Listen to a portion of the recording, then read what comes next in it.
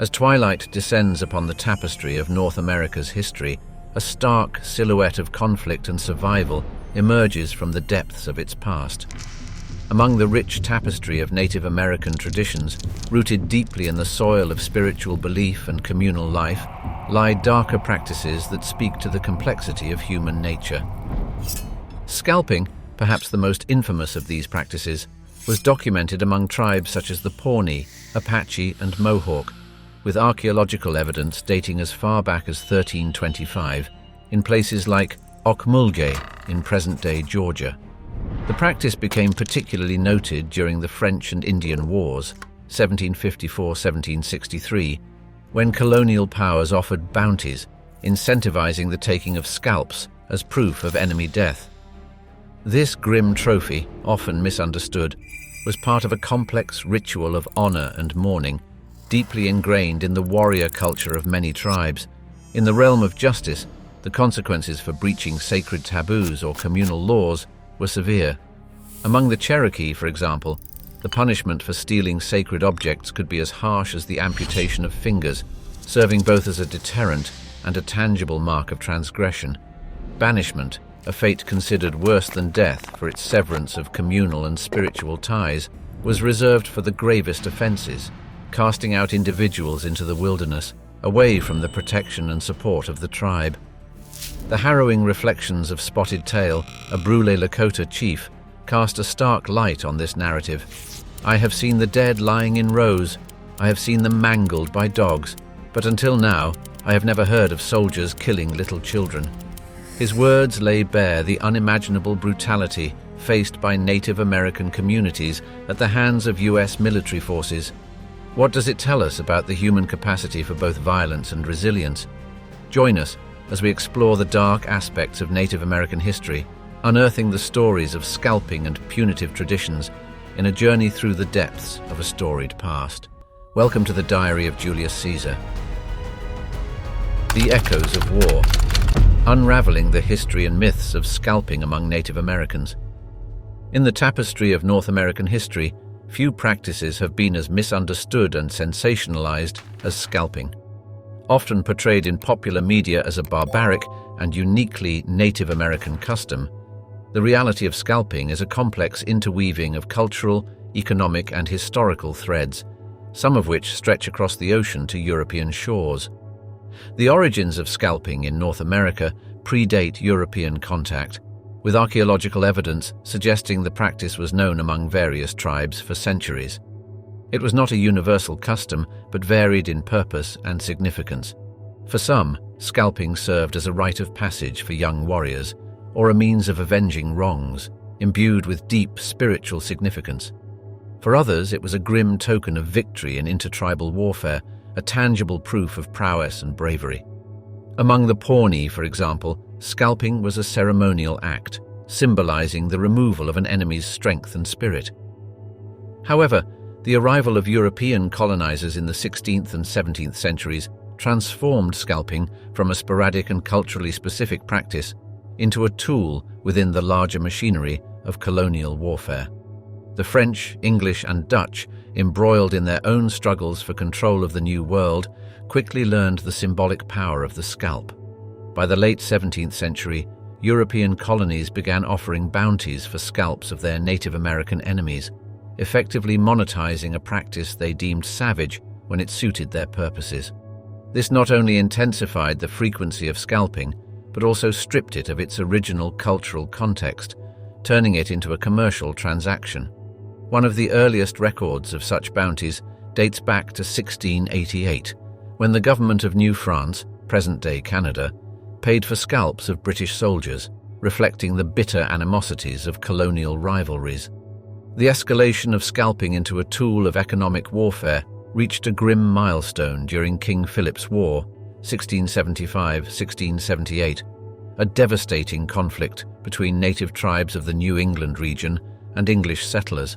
The Massachusetts Bay Colony, in a desperate bid to quell the uprising, declared bounties for native scalps.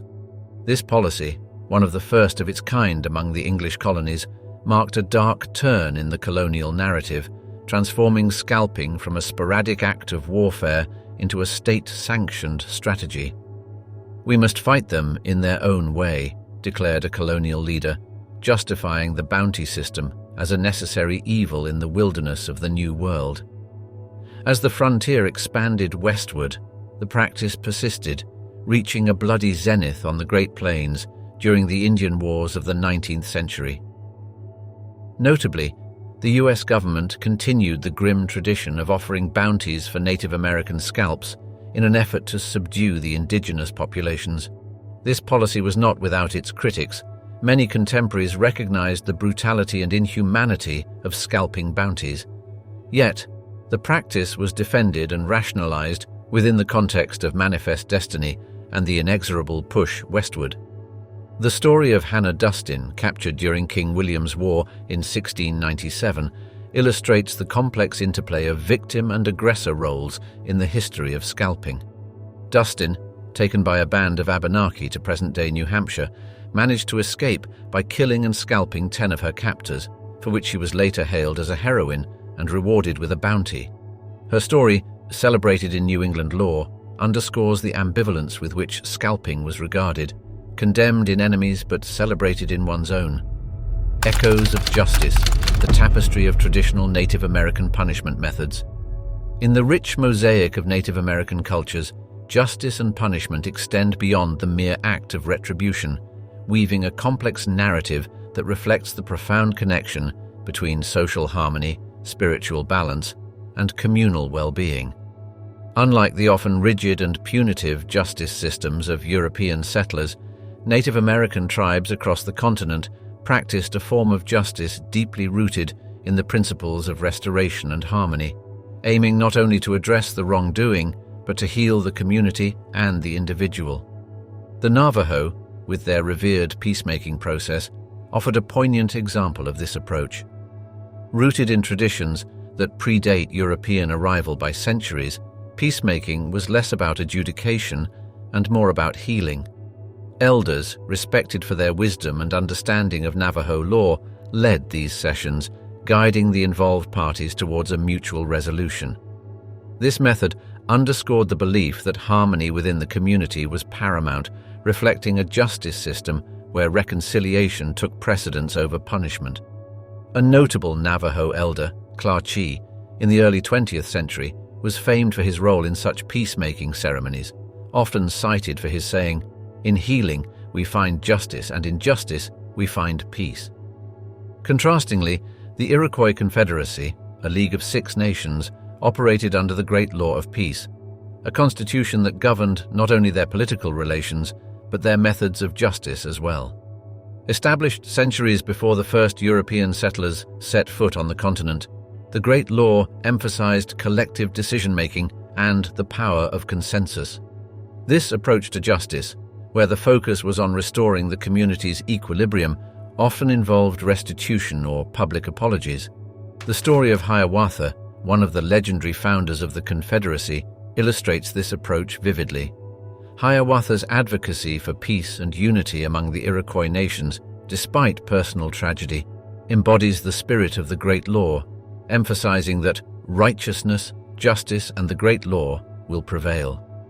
In the vast plains of the Midwest among the Lakota Sioux, the interconnectedness of all life formed the foundation of their justice practices. Acts that disrupted community harmony were viewed as breaches of both social and spiritual order.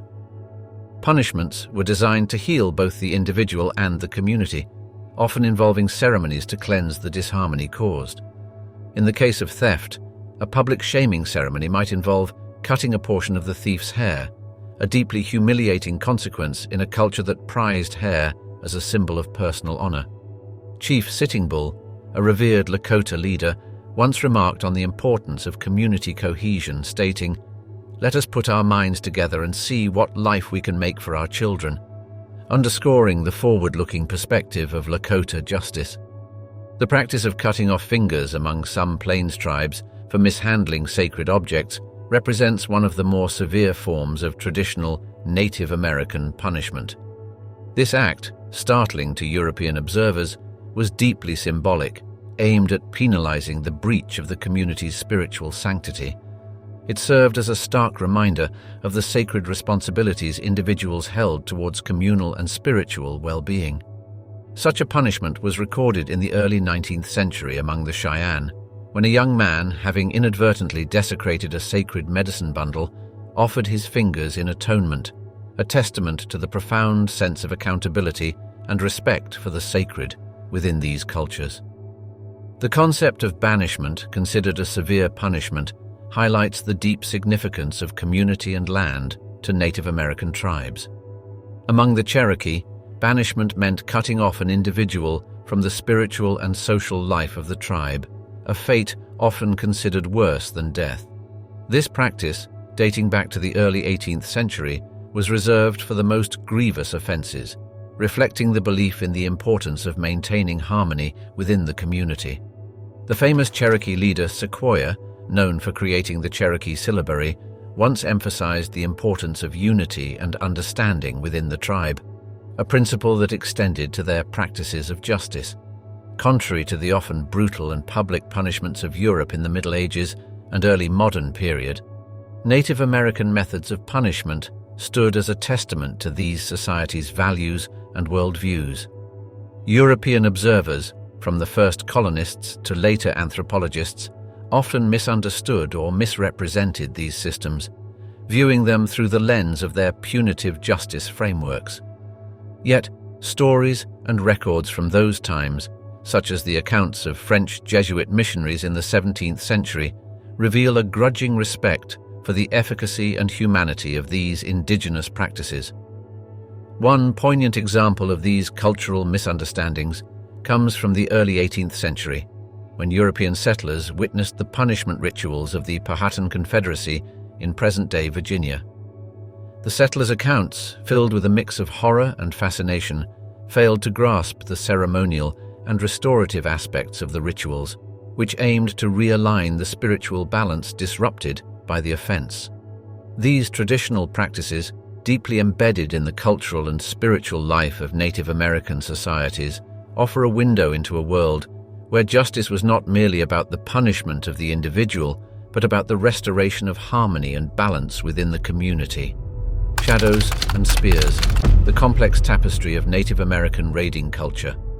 In the rich and tumultuous narrative of North America, the tradition of raiding among Native American tribes stands as a testament to the complexity and depth of indigenous cultures, far removed from the monolithic portrayals often found in early European accounts. This tradition, rooted in economic necessity, social cohesion, and cultural identity, reveals a world where warfare and diplomacy intertwined, and where the motives behind raiding reflected the multifaceted values and realities of Native American life. Among the vast prairies of the Great Plains, the Comanche and Apache tribes epitomized the raiding culture, becoming masters of the swift and devastating horseback raid. The Comanche, in particular, honed this practice into an art form by the 18th century, using raids to expand their dominion and secure resources essential for their survival and prosperity. Their raids into the territories of Texas, New Mexico, and northern Mexico were not mere acts of aggression, but strategic moves to acquire horses, cattle, and captives. A famous instance occurred in 1836, when a Comanche raiding party attacked Fort Parker, capturing Cynthia Ann Parker, who would later become the mother of Quanah Parker, a symbol of resistance and adaptation in the face of American expansion. Resource acquisition extended beyond horses to include food, tools, and captives. The latter were often integrated into the tribe, either through adoption or marriage, filling demographic gaps created by warfare or disease. This practice highlighted a fundamental difference in the indigenous approach to raiding and European conceptions of warfare. Where Europeans often sought the complete subjugation or destruction of their enemies, many Native American tribes viewed captives as potential members of their community, a testament to the fluidity of identity and belonging in many tribal societies. Retaliation, a driving force behind many raids, served as a form of justice in the absence of formal legal systems. The mourning wars of the Iroquois Confederacy are a poignant example, where raids were conducted to avenge fallen warriors and restore balance within the community. These actions, occurring throughout the 17th and early 18th centuries, were deeply entwined with the Iroquois' spiritual and social fabric, emphasizing the communal aspect of grief and recovery. To bring back the light, a phrase attributed to the Iroquois during this period, reflects the profound sense of these raids as acts of healing and restoration. The pursuit of personal glory and the establishment of social status were also integral to raiding culture. Warriors like the legendary Apache leader Geronimo, who led countless raids against Mexican and US forces in the late 19th century, were revered not only for their courage, but for their tactical brilliance. Geronimo's raids, particularly his daring escapades in the 1880s, became the stuff of legend, symbolizing the indomitable spirit of resistance against overwhelming odds. "I was born on the prairies where the wind blew free, and there was nothing to break the light of the sun," Geronimo once said, encapsulating the profound connection between the land, freedom, and the raiding way of life. The introduction of European settlers and their advanced weaponry drastically altered the dynamics of Native American raiding. The expansion of the American frontier, marked by the relentless push westward, led to a series of conflicts that reshaped the indigenous landscape. The Lakota Sioux, under the leadership of figures like Crazy Horse, engaged in raids not merely as acts of aggression, but as desperate attempts to defend their lands and way of life from encroachment. The Battle of the Little Bighorn in 1876, while not a raid in the traditional sense, was emblematic of the larger struggle, a moment where the raiding spirit of resistance and the desire to protect the homeland were vividly displayed. Shadows over the New World, the silent invasion that decimated native tribes. Before the sails of European explorers dotted the horizon of the New World, the indigenous peoples of the Americas had thrived for millennia, developing complex societies, intricate trade networks, and rich cultural traditions. However, the arrival of Europeans in the late 15th and early 16th centuries marked the beginning of an era of unprecedented upheaval, not least because of the battles fought or territories claimed, but due to an unseen force that accompanied these visitors: infectious diseases.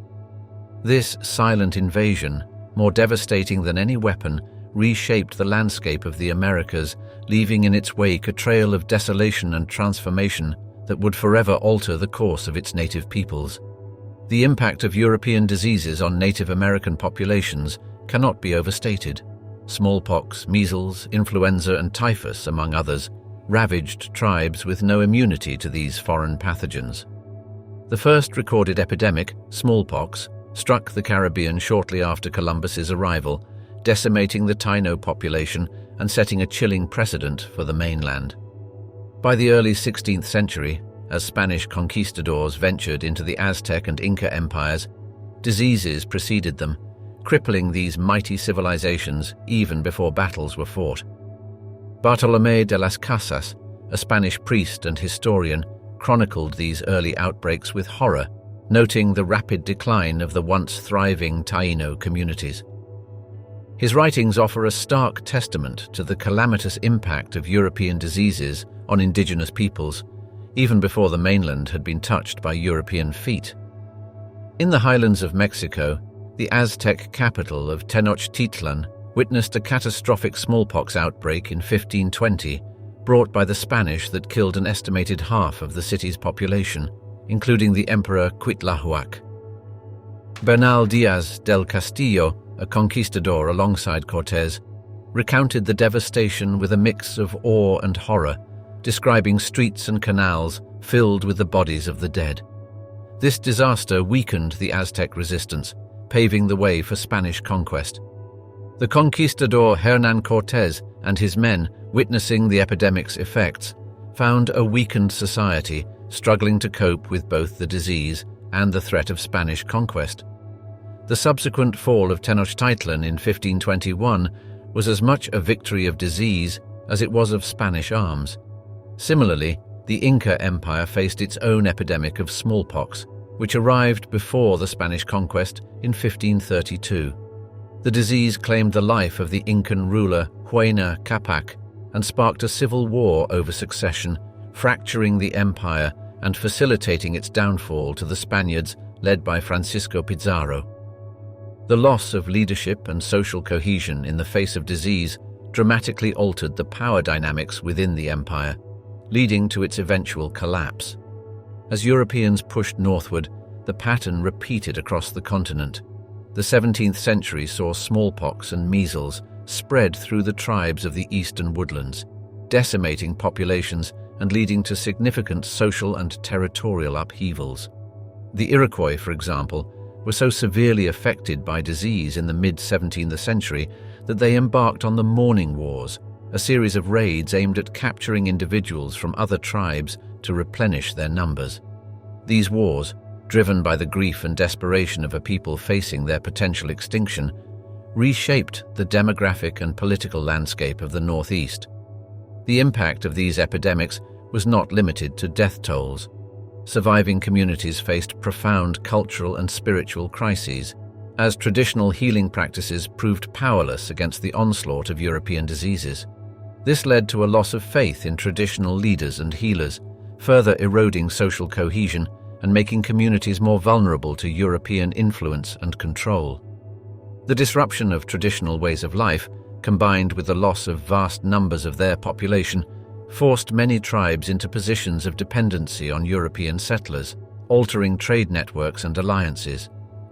The spread of disease was so rapid and devastating that many Native American societies had their first indirect contact with Europeans through the germs they carried, long before they ever saw a white face. This invisible vanguard of colonization left tribes grappling with a catastrophe of unimaginable proportions, with some estimates suggesting that up to 90% of the indigenous population of the Americas perished within the first century of contact.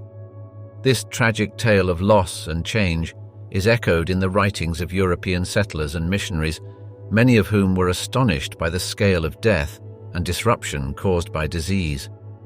John Winthrop, the Puritan governor of the Massachusetts Bay Colony, noted in 1634 how smallpox had so ravaged the Native American population that entire villages lay abandoned, a stark testament to the epidemic's power to reshape the New World. Shadows on the frontier, the echoes of massacres in Native American history. In the shadowed valleys and upon the vast plains of America, the history of its indigenous peoples is etched not only in the beauty of the land, but also in the scars of violence and loss. The massacres of Native Americans by European settlers and the US government stand as somber monuments to a legacy of conflict and sorrow, revealing the depths of human cruelty and the resilience of spirit that defines the survivors and their descendants. One of the earliest instances of such violence was the Mystic Massacre of 1637, a pivotal event in the Pequot War. English settlers, allied with Narragansett and Mohegan warriors, set fire to a Pequot village near the Mystic River in present-day Connecticut, killing between 400 and 700 men, women, and children. The horror of the event was captured in the words of Captain John Underhill, a participant, who described the Pequot's desperate attempts to escape the flames and the relentless gunfire of the attackers. This massacre signaled a brutal beginning to the conflicts between European settlers and Native Americans, setting a precedent for future encounters. Moving forward to the 19th century, the westward expansion of the United States brought settlers into direct conflict with the native inhabitants of the plains and mountains.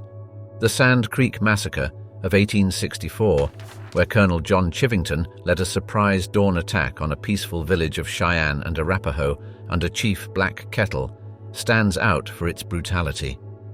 The massacre, which took place in southeastern Colorado Territory, resulted in the death of approximately 150 Native Americans, mostly women, children, and the elderly. Eyewitness accounts describe soldiers cutting fetuses out of pregnant women and displaying body parts as trophies, acts that horrified even some contemporaries. Chief Black Kettle, who survived Sand Creek only to be killed 4 years later in the Ouachita Massacre, had believed his people were under the protection of the US government, a tragic misconception. The Wounded Knee Massacre of 1890 further symbolizes the tragic end of the Indian Wars and the devastating impacts of US policy toward Native Americans. On that cold December day, the 7th Cavalry Regiment opened fire on a band of Lakota Sioux, led by Chief Bigfoot, who had gathered at Wounded Knee Creek in South Dakota. The violence was not only a physical attack, but a symbolic assault on the ghost dance movement, which the US government feared as a potential uprising. The words of Black Elk, a Lakota medicine man and survivor, resonate with the pain and injustice of that day. I did not know then how much was ended. When I look back now from this high hill of my old age, I can still see the butchered women and children lying heaped and scattered all along the crooked gulch, as plain as when I saw them with eyes still young, and I can see that something else died there in the bloody mud and was buried in the blizzard. A people's dream died there. It was a beautiful dream. The massacres committed against Native Americans are not merely historical footnotes. They are integral parts of the American narrative, reflecting the collision of cultures and the violent process of nation-building. These events remind us of the capacity for inhumanity when greed, fear, and misunderstanding govern actions. Yet, they also highlight the strength and resilience of Native American communities that have endured despite centuries of adversity. Thunder across the lands, the saga of Native American wars. The history of North America is deeply scarred by the series of conflicts known as the Native American Wars, a long and tumultuous saga of resistance against European settlers and the United States government. These wars, spanning several centuries, were not isolated incidents, but part of a broader struggle for territory, sovereignty, and survival. At the heart of these conflicts were the indigenous peoples of America, whose lives and cultures were irrevocably changed by the arrival of Europeans. The earliest skirmishes began with the first encounters between Native Americans and European settlers. One of the first major conflicts was King Philip's War, 1675 to 1678, named after the Wampanoag leader Metacom, who the English called King Philip. This brutal war erupted in New England as native tribes resisted English settlers' encroachments on their lands. Villages were burned, and casualties were high on both sides. The war culminated in Philip's death, and his head was displayed in Plymouth for decades as a grim trophy. A witness to the war's aftermath, Mary Rowlandson, who was taken captive during the conflict, later wrote about her experiences, providing a personal lens on the war's brutality and the deep divisions it sowed. Moving into the 18th century, the French and Indian War, 1754 to 1763, saw various Native American tribes aligning with either the French or the British in the struggle for control of North America. The Iroquois, allied with the British, and the Algonquian-speaking tribes with the French, found themselves drawn into the global conflict of the 7 Years' War. The war's end shifted the balance of power, with the British victory leading to increased pressure on native lands. Chief Pontiac's subsequent uprising against British post-war policies underscored the ongoing resistance by native peoples against colonial encroachment. During the American Revolution, Native American tribes faced the daunting task of navigating alliances in a bid to safeguard their territories.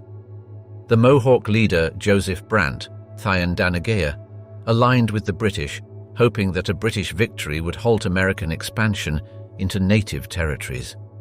The war deeply fragmented indigenous nations, with the resulting Treaty of Paris, 1783, largely ignoring native claims and further opening the floodgates to American expansion. Brandt's efforts to unite native tribes against American settlers continued post-war, highlighting the enduring struggle for native lands and sovereignty. The 19th century was marked by a series of conflicts as the United States expanded westward, igniting numerous wars with native tribes. The Seminole Wars in Florida were a series of 3 conflicts, 1816 to 1858, where the Seminole people resisted removal from their lands. Osceola, a prominent Seminole leader, became a symbol of native resistance during the Second Seminole War, 1835 to 1842, employing guerrilla tactics against U.S. forces before his capture under a flag of truce in 1837. The Plains Wars, including the famous Battle of the Little Bighorn in 1876, epitomized the resistance of Plains tribes against U.S. military campaigns aimed at confining them to reservations. The battle, also known as Custer's Last Stand, saw the combined forces of the Lakota Sioux, Northern Cheyenne, and Arapaho defeating the 7th Cavalry Regiment, led by Lieutenant Colonel George Armstrong Custer. Sitting Bull and Crazy Horse emerged as key figures of native resistance, although the victory at Little Bighorn would precipitate even more aggressive military campaigns against the tribes. Sitting Bull's words, "Let us put our minds together and see what life we can make for our children," reflect the deep-seated desire for peace and the preservation of a way of life that was under siege. The Apache Wars, 1861 to 1886, in the Southwest were the last major series of conflicts, marked by the resistance of Apache tribes under leaders like Geronimo against U.S. and Mexican forces. Geronimo's final surrender in 1886 symbolized the end of the Indian Wars, as the Apache were removed to Florida and then Oklahoma, far from their ancestral lands. Echoes of captivity, the complex fate of captives in American Indian Wars. In the tumultuous tapestry of American Indian Wars, the stories of captives, both indigenous and European, unfold as complex narratives of survival, diplomacy, and cultural exchange.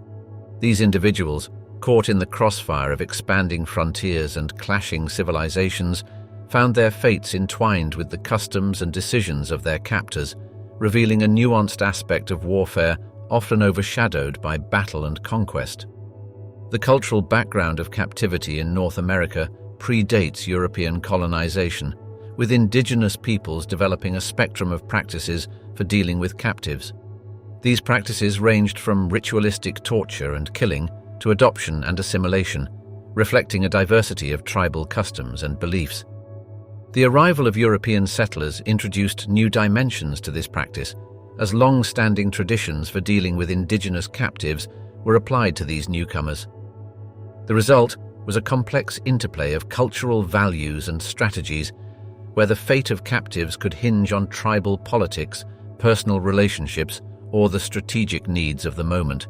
King Philip's War, 1675 to 1678, a cataclysmic conflict between New England's indigenous peoples and colonists, highlighted the grim reality of captivity and its economic dimensions. Captured Native Americans, including those allied with the colonists, were frequently sold into slavery in the West Indies, a fate that underscored the dehumanizing aspects of captivity during this era.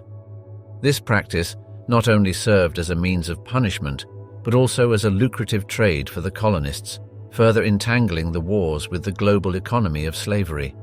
The treatment of captives, especially among the eastern woodlands tribes, often involved ritual torture with sacrificial overtones, typically dedicated to the sun. This form of torture, expected to be endured with stoic composure, was a testament to the captives' courage and strength. Warriors in particular were expected to face their ordeal with defiance, singing death songs and boasting of their exploits, a reflection of the deep spiritual and cultural significance of this practice that both horrified and fascinated European observers. The account of Father Isaac Jogues, a Jesuit missionary captured by the Mohawk in the 1640s, illustrates the complex interplay of brutality and respect in these ritual executions. In stark contrast, the tribes of the northwest coast, including those in the regions of Oregon, Washington, British Columbia, and southeastern Alaska, adopted a different approach to captivity. Here, war captives were enslaved and became part of a complex social and economic system, where slaves could be traded or given as prestigious gifts during potlatch ceremonies. This practice illustrates the regional variations in the treatment of captives and the role they played in the social and economic structures of indigenous societies. The writings of George Vancouver, an English officer who explored the Pacific Northwest in the late 18th century, offer insights into the prevalence of slavery and its integration into the social fabric of the indigenous peoples he encountered. The saga of captivity took a notable turn during Pontiac's War, a widespread uprising against British post-war policies following the French and Indian War. Henry Bouquet's expedition to negotiate the release of captives in 1764, exemplifies the diplomatic dimensions of captivity. The negotiation for the release of over 200 captives, many of whom had been assimilated into native families, reveals the complex relationships that could develop between captives and their captors. Guyasuta and other native leaders, while initially reluctant, agreed to return the captives, a decision that underscored the potential for negotiation and peace even in times of conflict. Between Two Worlds, the Odyssey of Cynthia Ann Parker and the rise of Quanah. In the annals of the American frontier, few stories capture the collision of cultures and the transformative power of identity, quite like that of Cynthia Ann Parker. Her life, marked by abduction, assimilation, and loss, embodies the tumultuous relationship between Native Americans and European settlers, while her legacy, epitomized by her son Quanah Parker, signifies a bridge between these two worlds. Cynthia Ann's Odyssey began on a fateful day in May 1836, when a band of Comanche warriors descended upon Fort Parker, a small settlement in present-day Texas. Amidst the chaos of the raid, 9-year-old Cynthia Ann was captured, vanishing into the vastness of the Comanche Empire. This event marked the end of her life as she knew it, and the beginning of a remarkable transformation. In the hands of the Comanche, Cynthia Ann was not treated as a mere captive to be ransomed or enslaved, but was adopted into the tribe, fully integrating into their nomadic lifestyle. She was given a new name, Nadua, meaning someone found, and over time she came to embrace her new identity, forgetting the ways of her birth family and the English language. Cynthia Ann's assimilation was complete when she married Peter Nakona, a Comanche chieftain. Together they had 3 children, including a son, Quanah, who would later emerge as one of the most influential Comanche leaders of his time. Cynthia Ann's life with the Comanche was a testament to the complex relationships that could develop between captives and their captors, challenging contemporary notions of identity and belonging.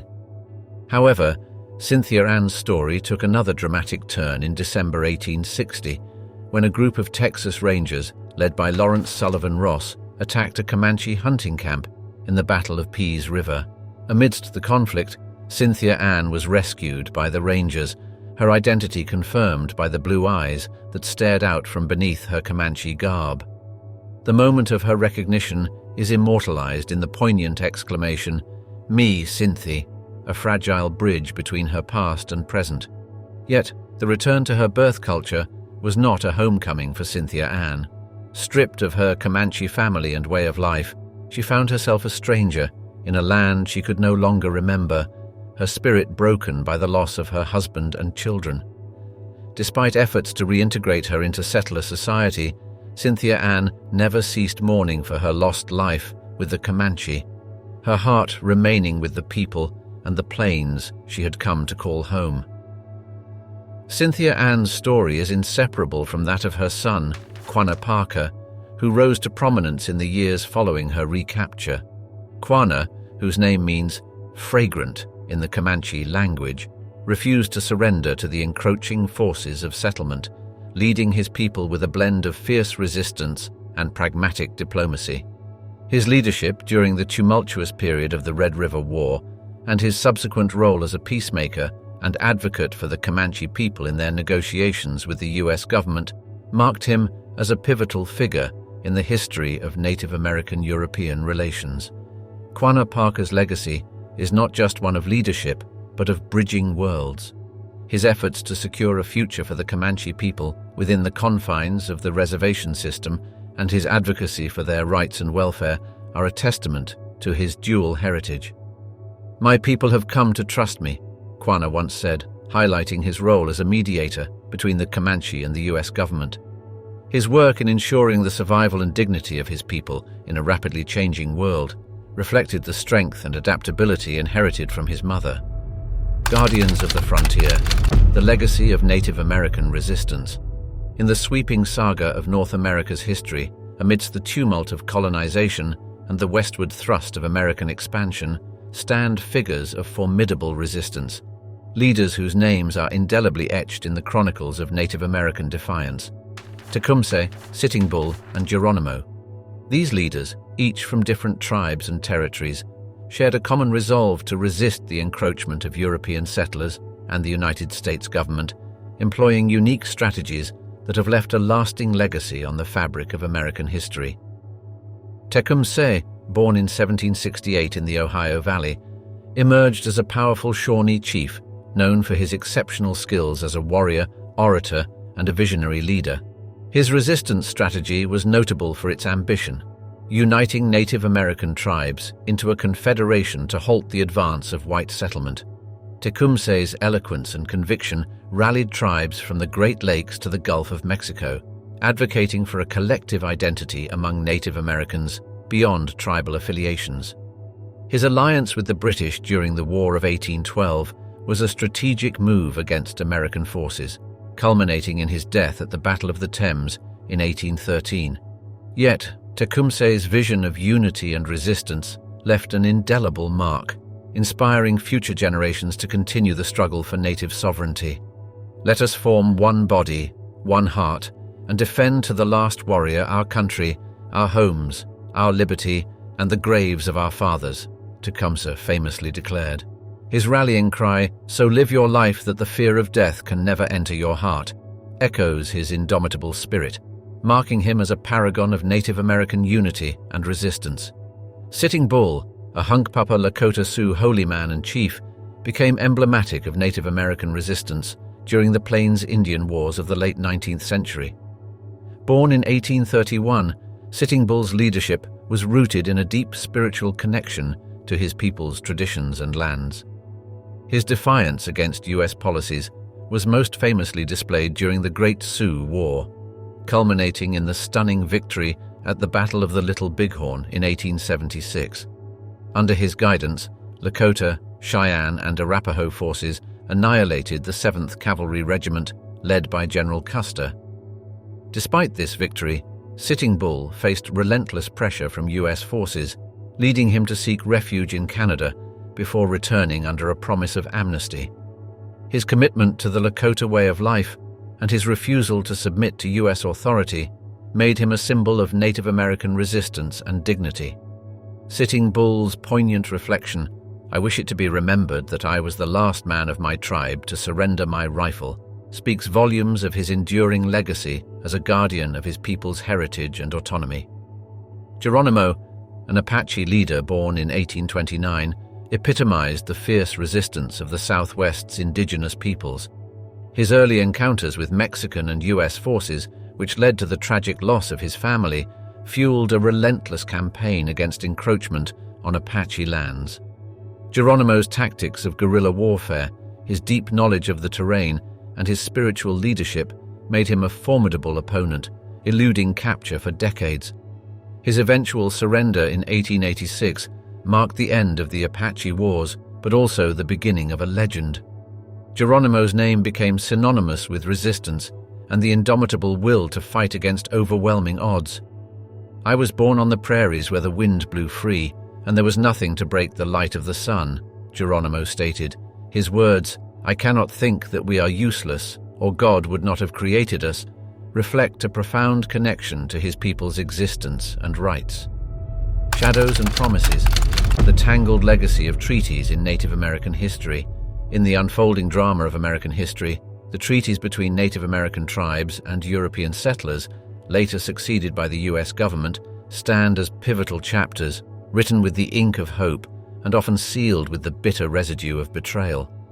These treaties, emblematic of the complex interplay between burgeoning empires and the indigenous custodians of the land, were crafted in contexts of diplomacy, coercion, and necessity, bearing promises that ranged from the solemn to the duplicitous. The Treaty of Fort Stanwix, 1768, negotiated between the British and the Iroquois Confederacy, marked one of the earliest attempts to establish a boundary line, the Proclamation Line of 1763, between colonial settlers and Native American lands.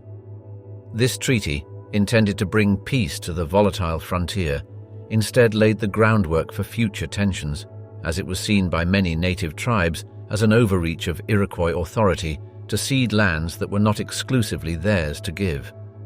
The Iroquois, navigating the perilous waters between their sovereignty and the encroaching British presence, found themselves in an unenviable position, attempting to secure their future in a rapidly changing world. Fast forward to the nascent years of the United States, the Treaty of Greenville, 1795, came in the aftermath of the Northwest Indian War, a confederation of Native American tribes with the nascent U.S. government. This treaty was pivotal in opening up the Northwest Territory for American expansion, under the guise of peace. Tribal leaders like Little Turtle of the Miami people and Blue Jacket of the Shawnee reluctantly agreed to cede vast tracts of land in present-day Ohio, Indiana, and Illinois. The treaty's promise of a lasting peace and delineated boundaries was soon overshadowed by the relentless westward push of settlers, igniting new cycles of conflict and displacement. Perhaps the most infamous of these agreements is the Treaty of New Echota, 1835, negotiated without the full consent of the Cherokee Nation, leading to the Trail of Tears. This tragic episode highlights the profound consequences of treaty breaches, where the promise of an exchange for lands west of the Mississippi River culminated in the forced removal and death of thousands of Cherokee people. Chief John Ross's impassioned pleas and letters to the U.S. government fell on deaf ears, exposing the chasm between the promises enshrined in treaties and the grim realities of their implementation. Our property may be plundered before our eyes, violence may be committed on our persons, even our lives may be taken away, and there is none to regard our complaints. The Fort Laramie Treaties of 1851 and 1868, with the Sioux and other Plains tribes, illustrate the cyclical nature of these negotiations, initial agreements made in the spirit of peace and coexistence, followed by breaches driven by gold, land, and settlement pressures. The 1868 treaty, establishing the Great Sioux Reservation, promised the Black Hills as sacred land to the Sioux forever. Yet, this promise was broken when gold was discovered, leading to the Black Hills War and the eventual seizure of the land by the U.S. government. The words of Red Cloud, a key signatory, resonate with the disillusionment and betrayal felt by many. They made us many promises, more than I can remember, but they kept only one. They promised to take our land, and they took it. Echoes of resilience, the renaissance of Native American identity.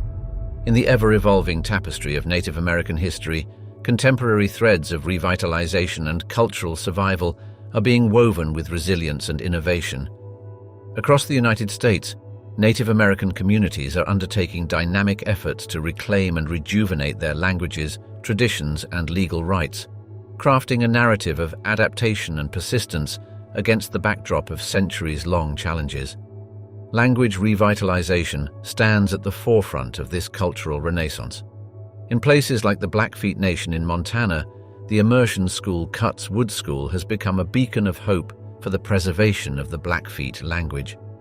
Launched in the early 21st century, the school represents a concerted effort to pass down the Blackfeet language to younger generations, ensuring its vibrancy and continuity. The echo of children speaking the language of their ancestors is a powerful testament to the community's commitment to cultural preservation. As one elder poignantly expressed, "When we hear our children speak Blackfeet, we hear the voices of our ancestors reborn." Similarly, the Navajo Nation, with the largest Native American population in the United States, has implemented various programs and resources to support the Navajo language. From radio broadcasts in Navajo to language apps and online courses, the Navajo are leveraging technology to keep their language alive and accessible, especially among the youth.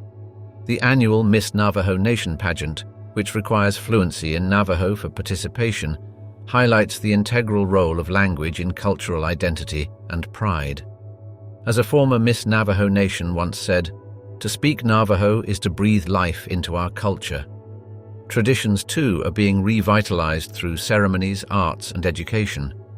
The Pueblo communities of New Mexico, known for their deep historical roots and cultural richness, host annual dances and ceremonies that are open to the public, serving as both a celebration of Pueblo culture and an educational opportunity for outsiders.